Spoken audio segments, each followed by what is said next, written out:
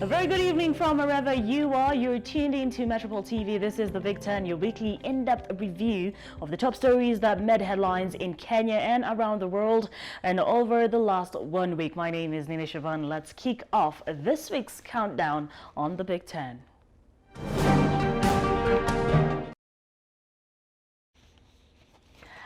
All right, so we'll start off by taking a look at the Britain's prolonged exit from the European Union.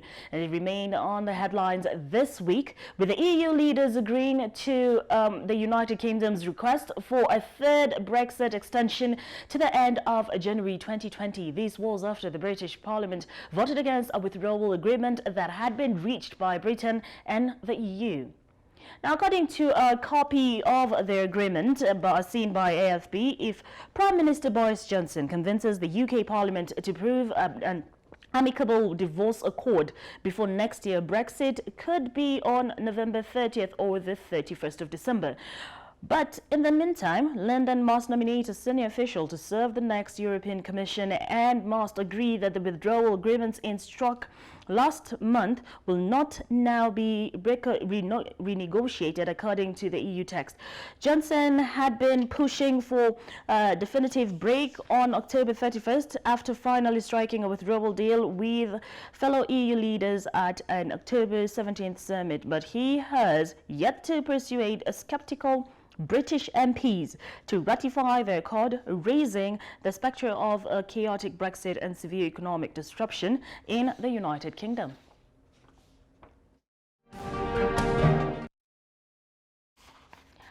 All right, that aside.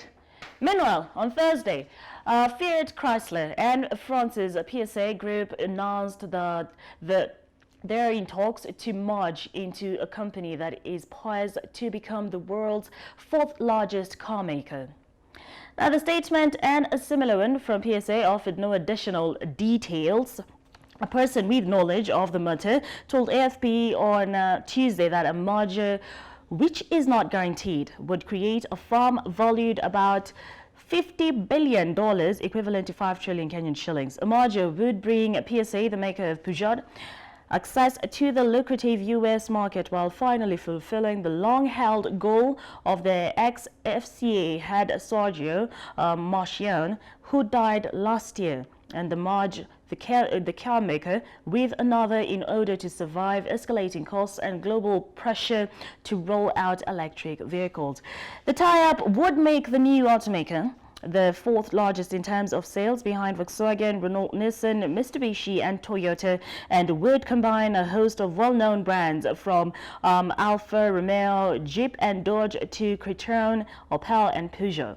The negotiations come 4 months after the talks to merge FCA and Renault broke down, a potential deal scuppered in part by resistance from the French government, which owns a stake in Renault as it does PSA.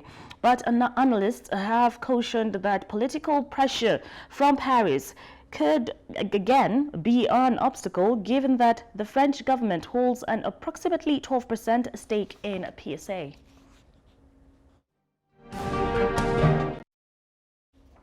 Let's put that aside now. In other news, the board of directors of Kenya Power and Lighting Company named Bernard Ngugi as the company's new chief executive officer.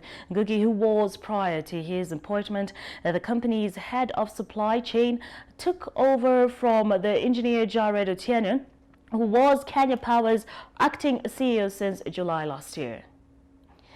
Now, Ngugi has worked for KPLC for over 30 years, with expertise in diverse fields ranging from financial and revenue accounting to supply chain management. His appointment comes nearly 18 months since the exit of the company's former management team, which was hounded out over allegations of corruption.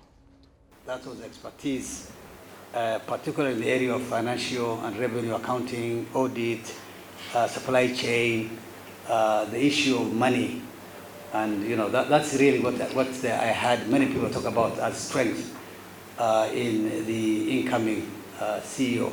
That's definitely an area of strength that stands out for Kenya Power in its present predicament today.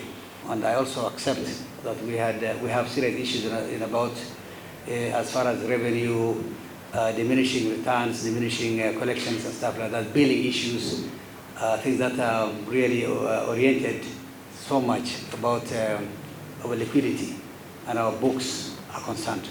And I want to work with my team to steer this company to greater heights. Perhaps if we are going down, we move up.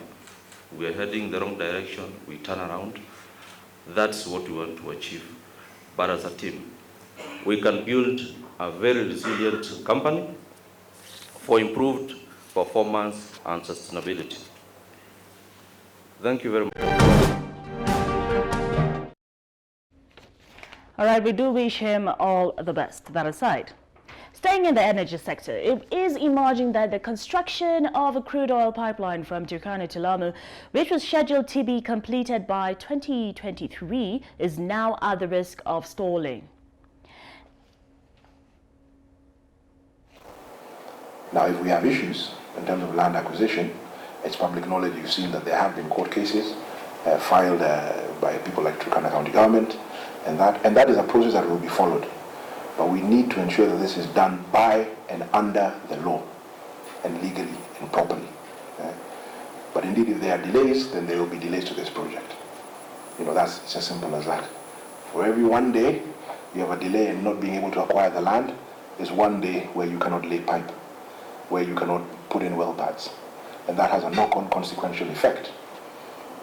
And so the desire, of course, is to make sure that we're able to do the process in an expedient fashion, that it is done in a fair fashion as per the Constitution, so that we are able to keep the project on track and ensure that we deliver oil by 2023, as is the anticipation. All right, let's just put that aside. It's a developing story that definitely we shall be bringing you up to speed. Meanwhile, Kenya Airways marked the first anniversary of its direct flights from Nairobi to New York City early this week. Speaking to Metropol TV, Kenya Airways Chief Executive Officer Sebastian Miko said the direct flight has already broken even, having ferried 105,000 passengers on that route over the last 12 months. Speaking exclusively to Metropol TV in a wide-ranging interview with Terry and Chabet, Kenya Airways Chief Executive Officer announced that the airline is now seeking to a commercial agreement with U.S. carrier Delta Airways to enable it expand into the U.S. coast, or rather East Coast, from the city of Atlanta, which is Delta's hub city. Here is what he had to say. We always said, and I always said, that Atlanta would be a second potential destination, just because that's the biggest hub of Delta. So we would offer, very symbolically, it's a little simplistic what I'm going to say, but New York would be the northern part, and then Atlanta would be the southern part, because Delta has a very dense network. But it's not. Are you already in conversations for Atlanta? Oh, since it's not we are in conversation with Atlanta. We are in conversation about commercial agreements. Yes. And then if this commercial agreement happens, we will make up our decision. Would it be Atlanta? Would it be Boston or Washington? But we are targeting to be on the East Coast, to have a non-stop flight. Okay, because the point is the range of the aircraft. So we are not targeting today to offering flights to the US with a stop, nor in Western Africa. Anyway, we consider that one of the key advantages we have is you really board the plane in Nairobi and you leave it in JFK all the other way around. So that, of course, limits in a very natural way the number of cities that we could reach. So for us, it would make sense, as I said, Atlanta, maybe Boston, or maybe Washington. We will pick up depending on how this type of conversation goes. All right, of course, we wish KQ, or the Pride of Africa, all the best. So let's take a very quick break. When we come back, the state of Kenya's economy as seen through various industries and companies will be in focus. That's right after this break.